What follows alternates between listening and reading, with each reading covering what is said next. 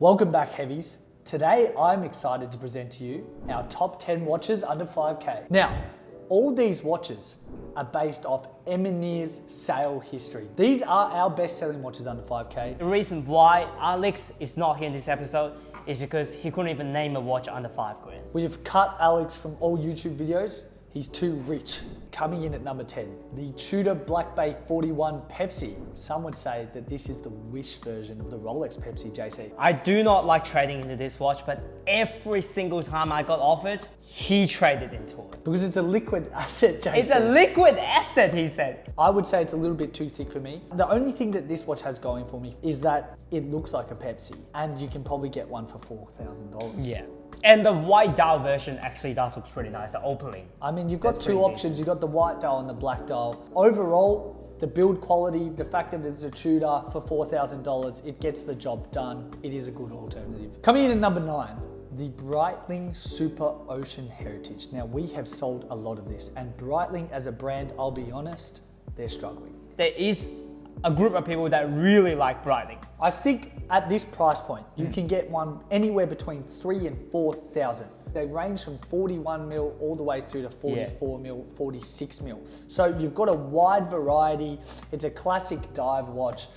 It's probably one of their Breitling staple pieces. I do think for the people with bigger wrists, right, and they like them thick, Breitling is definitely a good choice. The Superocean comes in a variety of dial colors, green, blue, black. They do all sorts of different bezels, dials, or everything like that. And I think in terms of that $3,000 to $4,000 price point for a dive watch, they are very, very, very competitive. And it's probably one of the staple pieces of Breitling. I'm not a big fan of Breitling, but I think if you like one of Breitling's model, you will ended up buying a few of their models, like Navy Timer, you know, the Chronomat, and moving on. Yeah, Breitling guys are a bit nerdy. They just, all of a sudden, they just have 5 Breitlings. Yes. They just start collecting They just start Breitling buying in particular. Breitling, yeah. I'm not sure how that happens. Coming in at number 8, lucky number 8, we've got the Grand Seiko in Spring Drive. I've just been very generic with this model in particular because there's a lot of versions of this, black, blue dials, you know, white dial,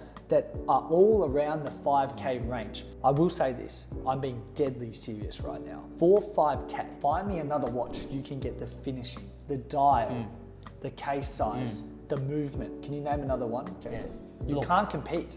I think this watch, like honestly, most of the people we sold to, a lot of them are Asians, honestly, because they love the dial, they like that look of it. It's very intricate, most of them. But I think some people, like I'm not saying who, but they're just very stuck with Grand Seiko, and I cannot explain. Grand Seiko is not Seiko. The amount of times someone goes, hey Cal, you still got that Seiko available? It's not a Seiko. Mate, they are not the same thing. Please stop messaging me. Cal, why is that Seiko 5K? Well, it's 5K because it's not a Seiko, man. It's a Grand Seiko. Do some research. I'm sick of it. But overall, for 5K, I don't think there is another watch that can compete in this range in terms of finishing, polishing, movement. Yeah, it's very Japanese, this watch. They're stubborn. The only thing I would say that I personally dislike about this watch is the way how you resize the bracelet. Because the screw is from both sides, and if you have resized one, it's like doing a surgery. If you're watching this Grand Seiko, please taper your bracelet as well. If you could just taper your bracelet just a little bit, I'd be a lot happier. Coming in at number 7, IWC Mark 18 Le Petit Prince. This is Eminere's second ever sold watch, right? Coming in with a 40 mil case. Now, if you like simple watches, leather strap, that pilot's feel, IWC have hit the nail on the head here. Yeah, and I think this watch, you know, IWC always has that really clean architectural look and Bauhaus aesthetic. And I remember when we first got this watch, I told Callum, I said, bro, you sure this thing actually can sell for money? And then he said, bro, are you fucking serious? And then that night we sold the watch. I sell these in bulk. I even have a Mark 20 coming my way. I actually really like IWC, especially in that price point. They're very simple, easy to wear. You can sort of daily it or you can dress it up. So if you have 5K or around the marks, have a look at the IWC Mark 18. Coming in at number 6, Omega Aqua Terra. Now they come in 2 sizes. You've got the 38mm and 41mm. Now in particular though, I'm going to talk about the James Bond Aqua Terra because James Bond got a lot of people into watches. In particular, I like the Skyfall model. Daniel Craig wore it well. Was he a good James Bond actor? No, I don't think so. But he wore it well. And the Aqua Terra is one of those watches where I see a lot of golfers wear it. I see a lot of guys just wearing it to the beach on a day-to-day basis. I feel like it's an all-round really great watch, and Omega obviously has a really great long-standing You history. put on rubber, you put on leather, you put on sailcloth, it all works. And I think actually for that price point, the dial, the tick stripe dial actually did really well on that watch. I mean, I forget whether it was vertical, horizontal, diagonal. That's all right. It doesn't really matter, right? Doesn't matter. But when you put this watch on, I'm pretty sure it makes you feel like James Bond. I'm pretty sure that's how it's meant to work. When I put on the watch, I feel like I'm James Bond, except Asian. It's also one of the most traded out and traded back watch from our clients. It's definitely one of the most traded. Someone say it's extremely liquid. You can wear it with a suit. Is that right, JC? That's what they say. I don't wear it with this. And you get this watch anywhere between. You're probably pushing 5K. You're going to pay 5K for this model, but it is super, super nice. Also a strap monster, I would say. Heaps of strap work with this watch. JC loves calling watches strap monster. Bro. Coming in at number 5, we have sold so many of these. Like Bulk. it's just bulk. like bulk. Yeah. I don't know how they have so many of these in Japan, right? Yeah, now. it always just comes like- with a box and paper. It's just a plastic packet and the watch. Yeah, the watch in a plastic packet straight from Japan. Yeah. This is one of our most sold Omegas ever. The Speedmaster Reduced, the 39mm. Now, if you can't afford the 42, you're gonna have to go this model in the 39. But you will probably spend around $3,500 for this. And if you're looking to enter the watch game under 5K, I must say that this is a top level one. And it's probably one of the only chronographs that we have in this list. Yeah. But there's a reason why for that. And why is that reason, JC? Because I'm not sure. Well, I'm not sure either, but I think it's got all the heritage. I think it's got all the function. Now, the only thing about this watch is it's known that the movement, once the chronograph break, it's a little bit hard to service, but I don't think anyone uses chronograph these days. Listen, man, I'd be lucky to time my boiled eggs with a chronograph, let alone use it for racing.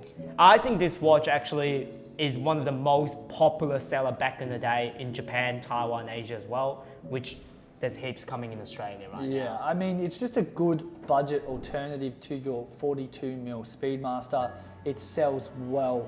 They look great. I mean, I don't think you can find an example under $5,000. A chronograph has everything like that. Has Omega brand. Like you cannot find a better contender. This is like the Datejust 4-digit. This is like the Datejust, okay? This is that, but in chronograph version. If you want chronograph and you couldn't buy this, honestly, do not buy chronograph. This is like the pinnacle of chronographs under 5K, for Correct. sure. Coming in at number 4, I've got a soft spot for this one. It was one of my earliest ever sold watches. The Grand Seiko GMT SPGM 221, JC. It's probably one of our first 10 watches sold. Very elegant, very demure watch. A classic man's watch, some would Classic say. man, classic man. And you can get one of these between $4,000 and $4,500. And if you do like traveling, it's got a GMT function, JC.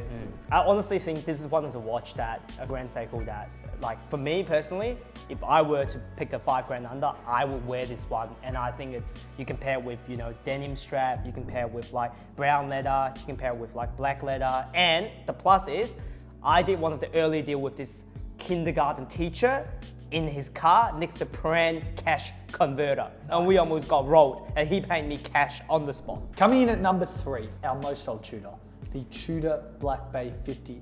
Now, they come in black and blue. It is our best seller by far. Yeah. 39mm case. Based off of what watch would they, what did they remake this watch on? The vintage Rolex James Bond small crown Submariner 5508, I believe. We sold hundreds of these. I mean, every time I photograph this watch right now, I almost get nightmare from it. I've got phobia from it. I've seen it so many times. like so many. I mean, at the start, I was like, this is a great watch. Fantastic dive watch. Yeah, the more you look at it, You can you can use this on any occasion. any. But then we started seeing it like twice a month, 3 times a month, 4 times a month. And then to we were 5 like- times a day. And we were just tanking the Tudor Black Bay 58 Yeah. market at one stage. It just kept going lower and lower. Yeah. The market's saturated with these watches. But again, you want to watch for about 3,000 to 4,000. You can't beat it. You can't beat it. You can't beat this dive watch in that price range. You honestly can't beat it. With It's four classic. and a half grand, it's fucking like, it's immortal, mate. Special mentions to the Black Bay 54.